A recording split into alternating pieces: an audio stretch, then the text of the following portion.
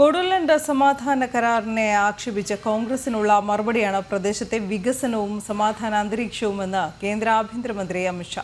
കരാറിൽ പറഞ്ഞ മുഴുവൻ വ്യവസ്ഥകളും 2 വർഷത്തിനുള്ളിൽ നടപ്പിലാക്കുമെന്നും ഓൾ ബോഡോ സ്റ്റുഡൻസ് യൂണിയന്റെ വാർഷിക സമ്മേളനത്തിൽ കേന്ദ്ര ആഭ്യന്തരമന്ത്രി പറഞ്ഞു.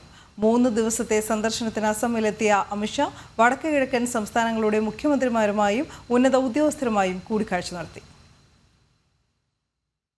2020 ജനുവരി 27-ന് BTR സമാധാന കരാർ ഒപ്പിട്ടപ്പോൾ പരിഹസിച്ച കോൺഗ്രസിനുള്ള മറുപടിയാണ് ബോഡോലാൻഡ് മേഖലയിൽ കൈവരിച്ച സമാധാനവും വികസനവുമെന്ന് കേന്ദ്ര ആഭ്യന്തരമന്ത്രി അമിത് ഷാ പറഞ്ഞു. കരാറിൽ പറഞ്ഞ വ്യവസ്ഥകളുടെ 82% നടപ്പാക്കിയെന്നും ബാക്കി 2 വർഷത്തിനുള്ളിൽ തന്നെ പൂർത്തിയാകുമെന്നും അമിത് ഷാ സൂചിപ്പിച്ചു. 2036-ൽ അഹമ്മദാബാദിൽ ലോക ഒളിമ്പിക്സ് നടക്കുമ്പോൾ ബോഡോലാൻഡിലെ യുവാക്കളും അതിൽ പങ്കെടുക്കാൻ തയ്യാറാകണമെന്നും ഓൾ ബോഡോ സ്റ്റുഡൻസ് യൂണിയന്റെ 57ാമത് വാർഷിക സമ്മേളനം ഉദ്ഘാടനം ചെയ്ത് കേന്ദ്ര ആഭ്യന്തരമന്ത്രി വ്യക്തമാക്കി.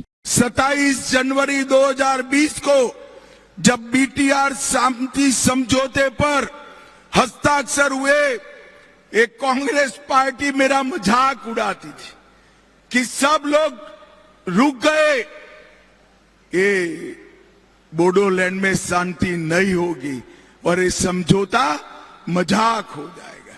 भाइयों बहनों, आज समझौते की 82% शर्तों को आसाम सरकार और दिल्ली सरकार ने समाप्त कर दिया है.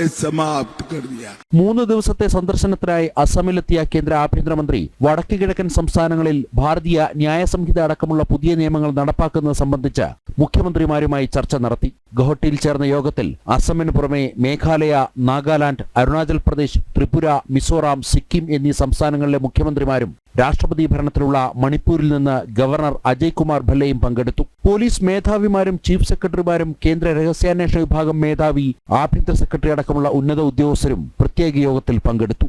ജനം, ഡൽഹി.